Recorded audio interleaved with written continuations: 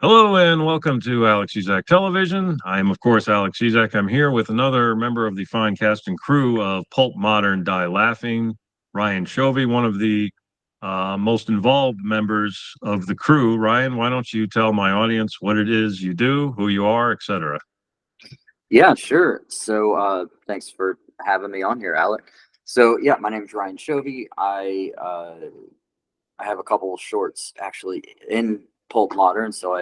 I directed Mirrored, which seems to be doing pretty well with Nicole Bird. She produced that, and then I also wrote and directed Sloppy Seconds, which with Tracy King, who produced and starred in that one, which is the end of the anthology.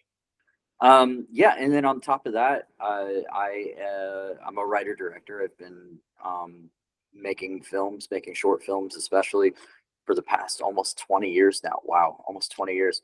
And now I'm heavily moving forward into the feature territory, where I have several feature scripts in different stages of development or funding or something, trying to get the ball rolling to get these features going. But that is my ultimate passion, working in horror films. And my overall branding is, I like to tell stories about characters who need to overcome their oh, I'm sorry, I I misspoke that one.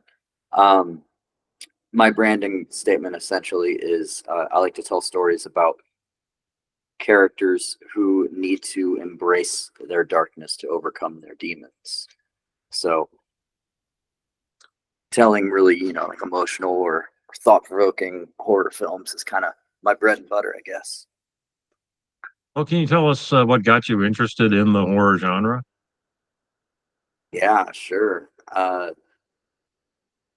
think as a kid, horror was always the genre that just interested me more. Like I mean, when I was growing up, like Tim Burton was really new, and there was a lot of things, especially as he got more popular. There was a lot of that would trickle down into like children's television or just television that I had access to, and so I always seemed to find myself gravitating towards kind of darker stuff. I think my parents and aunts and uncles were all pretty young at that time, so they were, Freddy Krueger was a big deal at the time. So I guess it was just in my overall um, atmosphere of just embracing horror stuff. And for me, it ultimately became almost a comfort food, I guess, if you will. Um, Kind of standing up against the things that scared me as a kid. But I also found just the darkness, the overall ambience of darkness, just very fascinating. To where, like when Tales from the Crypt came out, for instance, I wasn't allowed to watch it, but I was all over it. In fact, I still watch it. I still watch them. Sometimes to help me fall asleep, I'll watch those. But for stuff I was allowed to watch was like Are You Afraid of the Dark, where it was like different types of anthology series of sorts for kids that was actually kind of scary. And then movies like Beetlejuice or um, uh, yeah, anything that kind of leaned into the darker side of things. But I was also a huge fan of the Universal monsters. So I was always able to either rent like a movie or like a movie or a video game, right? When we would go to Blockbuster. And I would say more than half the time I was renting some kind of old like Universal monster, like the Wolfman is my favorite, or Creature from the Black Lagoon, Invisible Man, things like that, just because I thought they were just so cool. And I love the creepy bogs, the moors, the fog filled moors, like all that old Hammer style, old Gothic settings, things like that. They just those feel like happy places to me. Yeah, I kind of understand that. Definitely the Hammer films, the way they saturate the colors in those movies, Right. for some reason, The it reds were feels so deep. feels welcoming, right? It feels Yeah. like a place you want to visit, even though there's monsters there. You said that your brand was dealing with people who have to overcome or examine the darkness within themselves. Can you tell me any movies or books that influenced you in that realm? Yeah. So I would say probably a mainstream example of that would be Batman. And when I remember seeing the trailer for Batman Returns when I was a kid, and I was like, my parents never took me to the movies. I, for whatever reason, I don't know how I fell into this or fell in love with film and stuff like that, but I didn't have a lot of experience going to the theaters. Now it's one of my favorite things I ever do. But I remember going to see Batman Returns, and um, uh, that was such a foundational kind of film and experience for me. But if you think about it, like that's how Batman fights the bad guys, is to become something darker that frightens them. And I guess the lore, when you look at some of the different movies or in the comic books and things like that, he has to embrace the thing that frightens him, which is the bats, which is the thing that he feels scared him enough to want to leave the theater, and he feels responsible for his parents dying and all that stuff. He has to embrace that darkness to then overcome the greater evil, which is stopping other kids from having to go through that same kind of torment, I guess. And and I mentioned Batman Returns because same way I mentioned Tim Burton, like it was a very dark and gothic and atmospheric film and take on Batman, that it feels like a horror movie. You also have things like the more comedic approach would be like Beetlejuice, where the ghosts, the Maitlands have to kind of embrace that they are ghosts and kind of take control as that, to be able to overcome the demons, which either is Beetlejuice or these new people who moved into their house that are turning it into something they don't want it to be.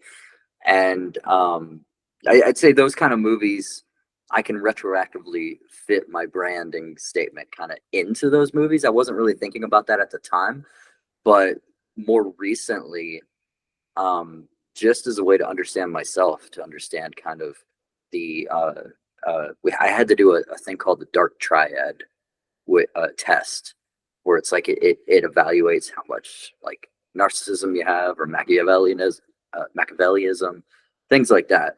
And just so you understand that side of yourself. So I was able to kind of embrace that with the characters that I like to write, because the characters I write are always struggling in some way. And from the outside looking in, it's always uh, some kind of like horror-esque thing they're dealing with that is kind of scary to what a quote unquote normal people.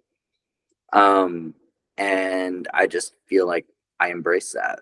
Uh, I embrace that darkness. I embrace the black fingernails, the kind of gothic aesthetic that a lot of people um, use to feel kind of free, and it just really works for the kind of stories I love to tell.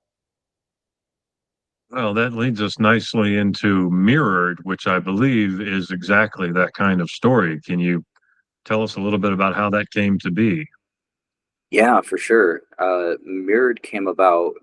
I I was really wanting to tell. I was really wanting to do something like Creep Show. I remember that being kind of like the idea. Like I love the oversaturated colors and the crazy greens and blues and stuff that the Creep Show had. And I was like, I kind of want to write something or make something that would fit in that tone. And I was sitting in my apartment, and right outside there was no light in the hallway, but there was this mirror that was just leaning up against the wall, and I would just kind of poke my head around the corner and saw this mirror, and it was too dark to really see my reflection, but I would see a dark reflection, and I thought like, oh, that would be a fun idea, or to have a mirror that's like shows the demon version of yourself that's actually trying to capture you. almost trying to become you in a way.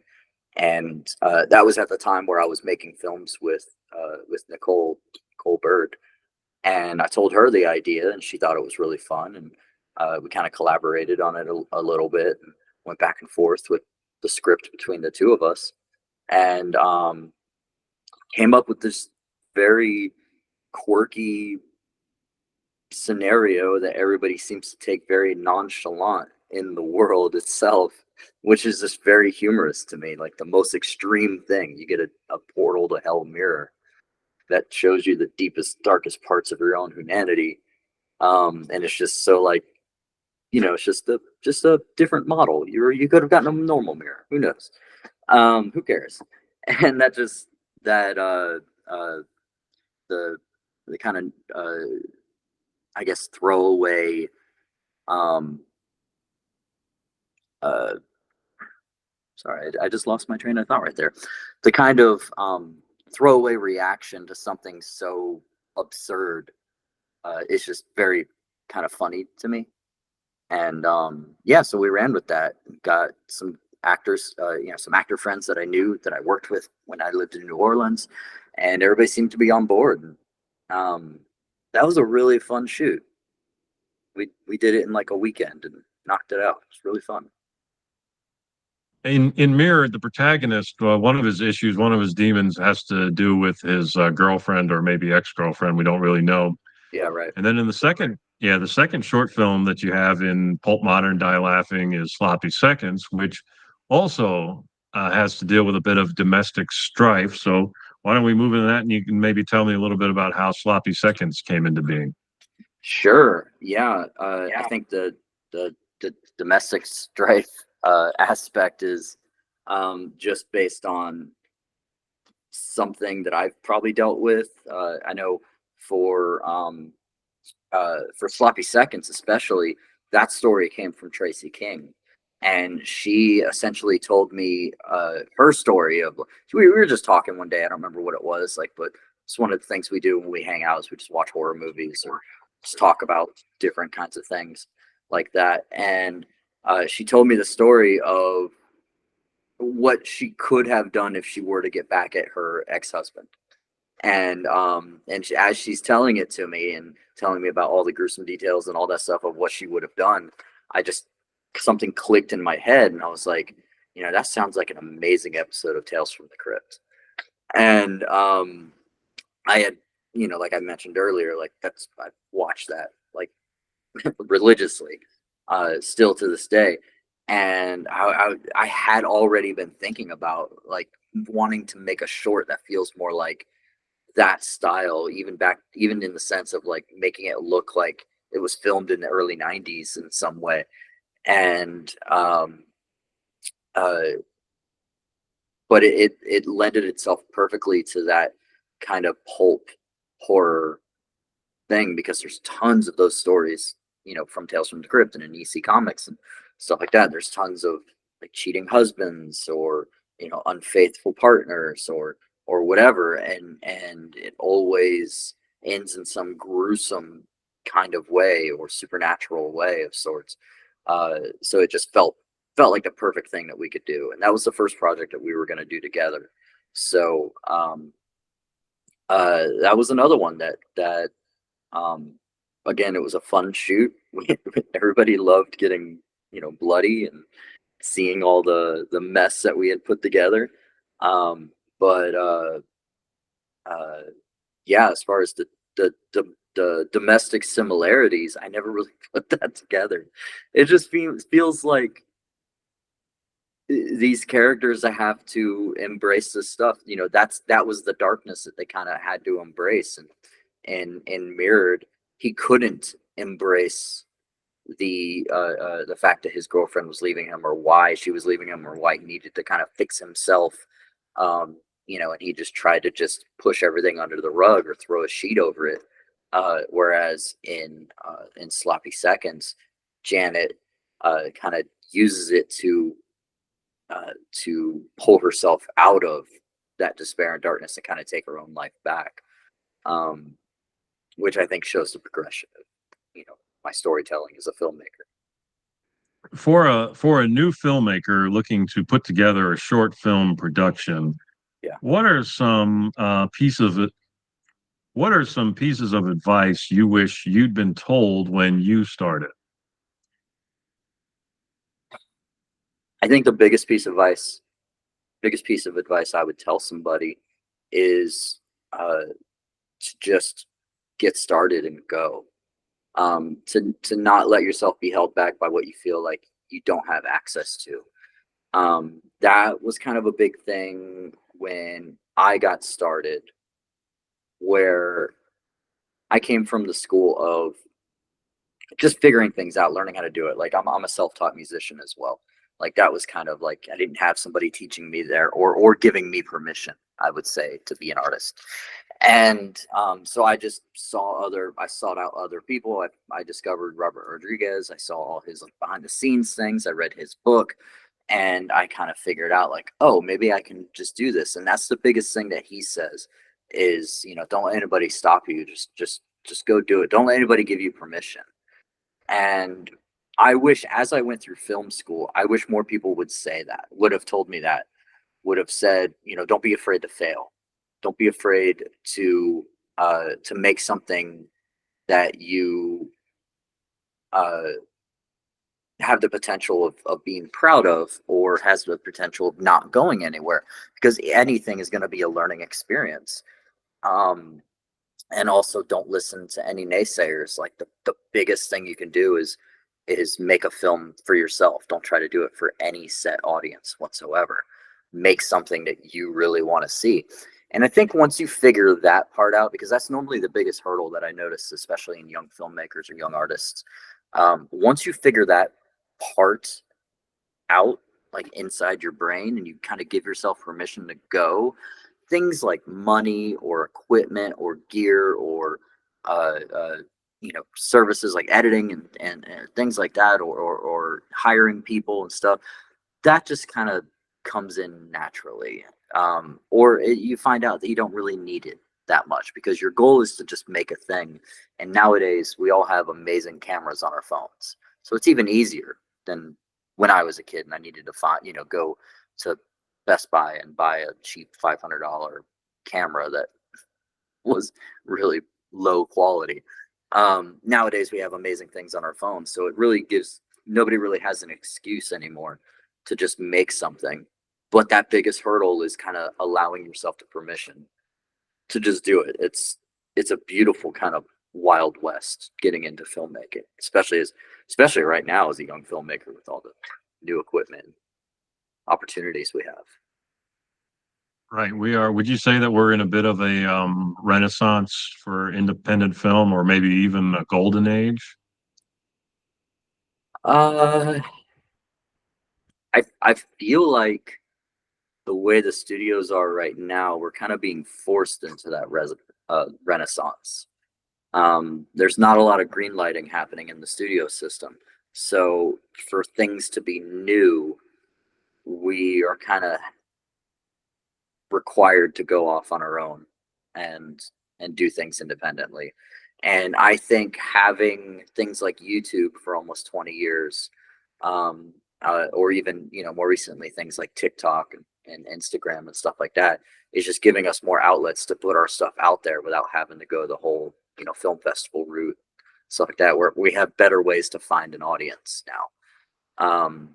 So yeah, it's a lot easier to be an independent filmmaker right now, uh, especially at a super low budget, and especially to get something seen and actually seen in theaters in most cases.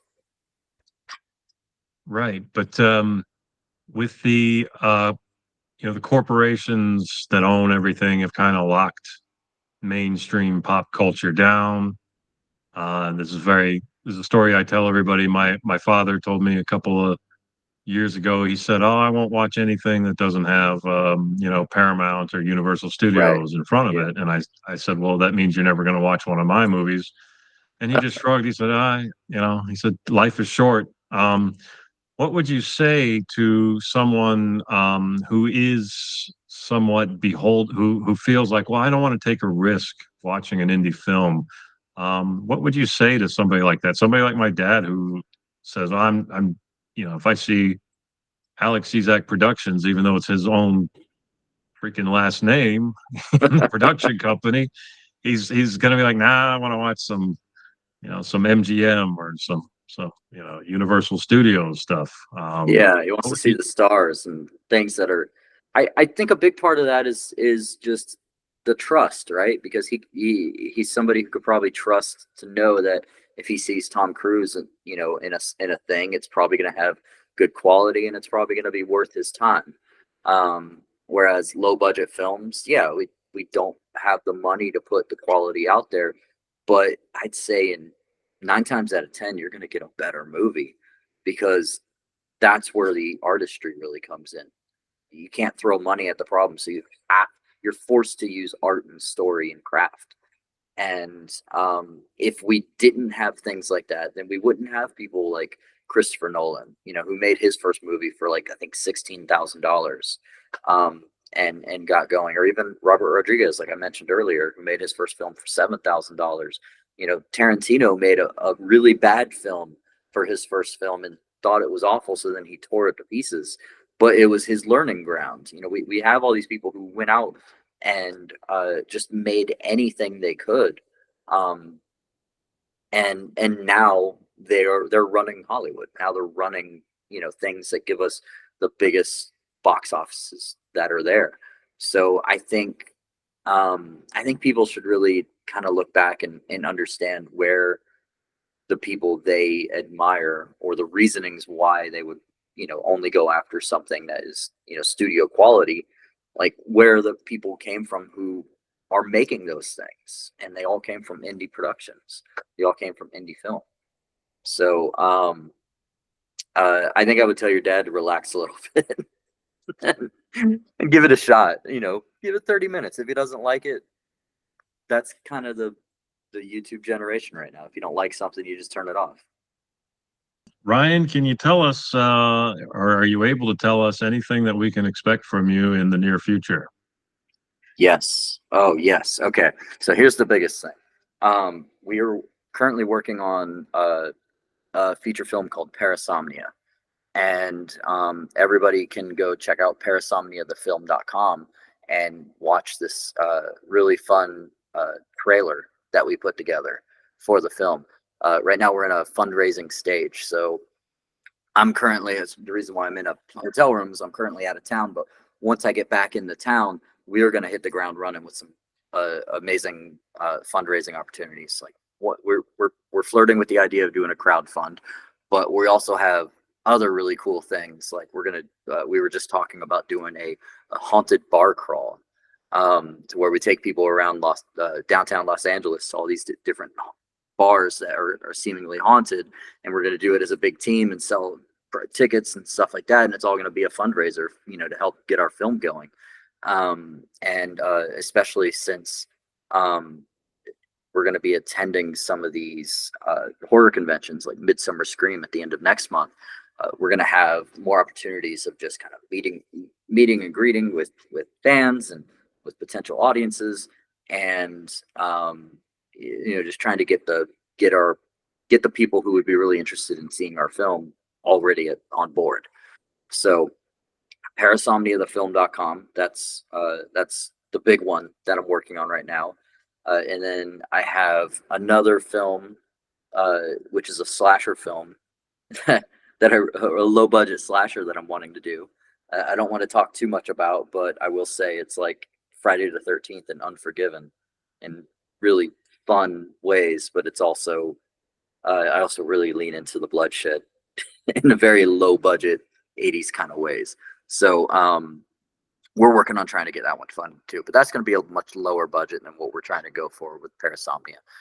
But besides that, Pulp Modern, Die Laughing. That's what everybody should be watching, right? That is true. Yes. That's Everybody should be. I don't care what your taste in film is. You should watch Pulp Modern Die Laughing. I'm telling you, the people who've been watching it have been the feedback I've been getting has been very fun. People, I'm always nervous when I put something out there that's just like quirky and just like it's funny to me, and I'm always worried that is it going to be funny to somebody else, or is people going to get the humor in this or get the the silliness that I'm putting into it. And people are actually really enjoying what we put together with these other filmmakers. So I know there's going to be more opportunities for people to watch that soon. So I'm really excited to see more people talk about it. Let me ask you quickly. You talked about fundraising for movies.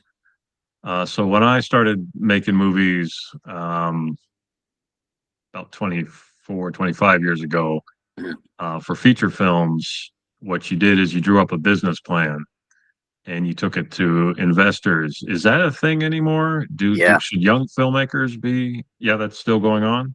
it's still going on, and the weird thing is nobody can tell you the right way to do it. Like nobody can tell you exactly what needs to. We got our film into this producer's lab at the end of last year, and it was great. We learned a lot of information. We there was a full month, 1 day a week where these actual working producers would come in and be like, "This is what our business plan looks like. This is what our pitch deck looks like."